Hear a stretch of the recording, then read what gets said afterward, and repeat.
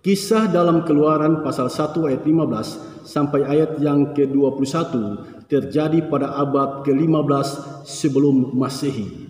Dikala itu bangsa Israel sedang dijajah oleh bangsa Mesir. Ketika jumlah penduduk Israel semakin banyak, muncullah ketakutan di hati Firaun. Jangan-jangan bangsa Israel ini bersekutu dengan bangsa lain dan melawan bangsa Mesir. Oleh sebab itu, Firaun berusaha mencari jalan bagaimana menghentikan laju pertumbuhan penduduk Israel ini. Terbersitlah ide, semua anak laki-laki yang lahir harus dibunuh. Untuk melaksanakan idenya ini, Firaun memanggil dua orang bidan yang bernama Shipra dan Puah. Shipra dan Puah diberi pesan oleh Firaun untuk membunuh semua laki-laki yang lahir dari rahim perempuan Israel. Perintah raja adalah mutlak, dan jika itu tidak ditaati, hukumannya adalah hukuman mati. Itulah hukum yang berlaku di zaman itu. Shipra dan Puah tahu hukum itu. Mereka pun pergi hendak melaksanakan perintah Firaun. Tetapi di tengah jalan, mereka membatalkan niat untuk membunuh semua anak laki-laki dari perempuan Israel.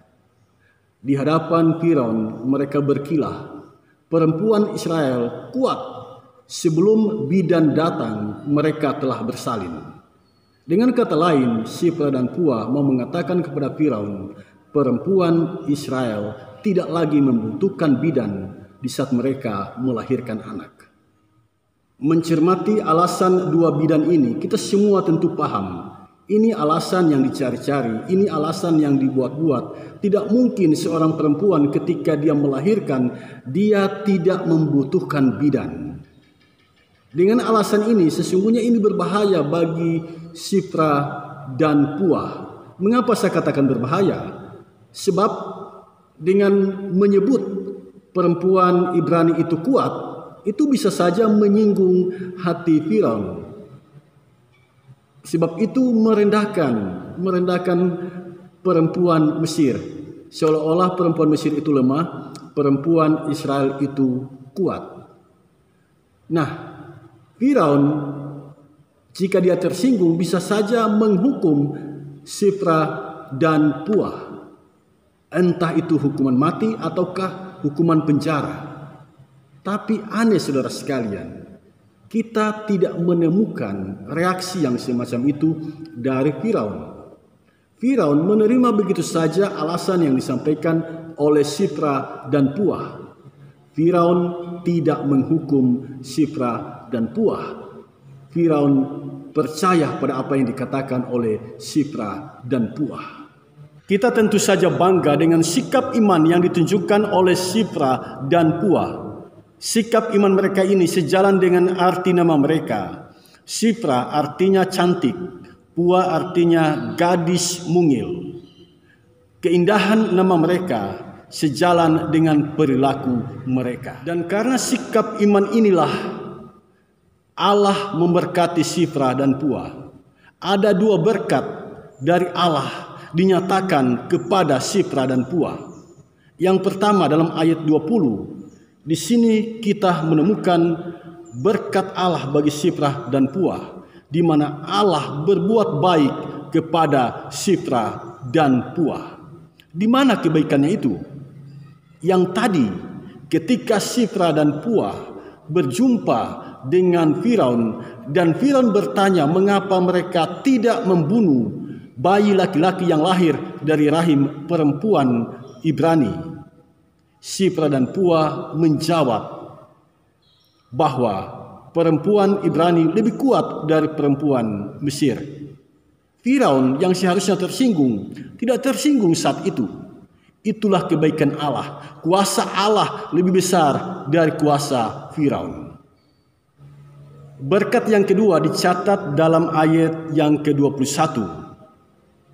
Dalam ayat 21 sini jelas Allah membuat Shipra dan Puah berumah tangga. Ini kabar sukacita bagi para jomblo. Allah yang kita sembah mampu menolongmu. menolongmu untuk mendapatkan jodoh dan berumah tangga. Dari kisah ini kita mendapatkan beberapa pelajaran berharga. Yang pertama, orang yang takut akan Tuhan pasti diberkati oleh Tuhan. Shifra dan Pua takut akan Allah dan mereka diberkati oleh Allah, dilindungi dari kebengisan Firaun dan mendapatkan jodoh atau berumah tangga. Dilindungi dari Firaun, saudara sekalian. Saya tidak tahu apa yang menjadi Firaun dalam kehidupanmu. Apakah kesesakan hidup? Apakah penderitaan hidup? Apakah pergumulan rumah tangga? Apakah virus corona? Atau apa yang menjadi Firaun atau sesuatu yang menakutkan dalam hidupmu? Allah yang kita sembah mampu melindungimu, menjagamu, memeliharamu dari semua Firaun, dari semua yang menakutkan di dalam hidupmu. Bagi mereka yang jomblo, yang belum menikah, Tuhan Allah memiliki kuasa untuk mempertemukanmu dengan jodohmu. Itu kebenaran firman yang kita temukan dalam bacaan kita saat ini. Tetapi semuanya itu berproses. Shifra dan Pua mendapatkan semuanya itu setelah mereka berproses menjalani kehidupan yang takut akan Allah. Mereka lebih takut kepada Allah daripada takut kepada Firaun yang bengis. Pelajaran yang kedua yang bisa kita petik dari teks ini, pemerintah juga bisa salah. Firaun sebagai pemerintah di kala itu ternyata bertindak salah. Karena itu kita tidak bisa mengatakan pemerintah itu adalah wakil Allah. Pemerintah tidak bisa bertindak mewakili Allah atau bertindak atas nama Allah atas setiap kebijakan dan keputusannya. Tidak bisa. Kalau kita membuka Roma pasal 13 ayat 4, di sana disebutkan pemerintah itu hamba Allah. Tetapi firman tidak berhenti di situ. Pemerintah itu hamba Allah untuk kebaikanmu. Jadi jika pemerintah mengambil kebijakan, mengambil keputusan yang mendatangkan manfaat bagi orang banyak, kita harus dukung pemerintah itu. Tetapi jika pemerintah mengambil keputusan, mengambil kebijakan yang merugikan banyak orang, yang tidak berguna bagi banyak orang, yang menyengsarakan banyak orang, kita harus mengingatkan pemerintah. Kita harus menegur pemerintah, tentu dengan cara yang santun dan dipenuhi dengan kasih. Pelajaran yang ketiga, percayalah bahwa perjalanan sejarah kehidupan kita, semuanya itu tidak berjalan begitu saja. Sejarah kehidupan kita tidak ada yang kebetulan. Lihatlah ancaman bagi umat Allah yang berada di tanah Mesir. Shifra dan Pua adalah mesin pembunuh dari Firaun. Tetapi ketika mereka menjumpai umat Allah, mereka berubah.